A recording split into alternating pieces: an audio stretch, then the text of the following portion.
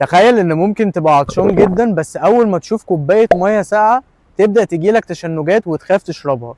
يلا بينا كوبايه كابتشينو وركز مع بيطري. خلينا الاول نعرف يعني ايه السعار او الريبس.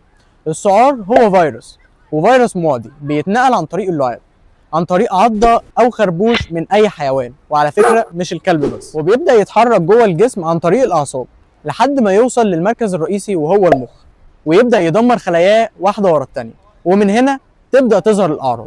اول عرض وهو اشهرهم وهو سيلان اللعاب، وده بيكون بسبب ان عضلات المريء مش شغاله بسبب تلف خلايا المخ.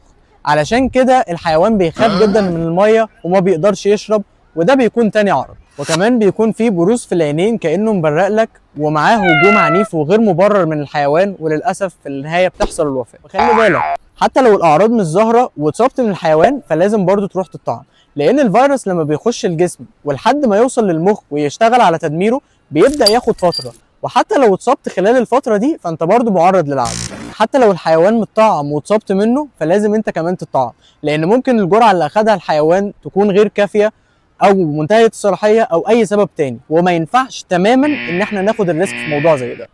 طيب لو لا قدر الله اتصبت، ايه اول حاجه لازم تعملها؟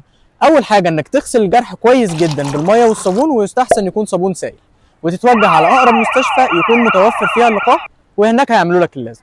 كده هكون جاوبتك على كل الاسئله اللي بتدور في بالك. هستناك في الكومنتات تحكي لي لو اتصبت من اي حيوان قبل كده. مع السلامه.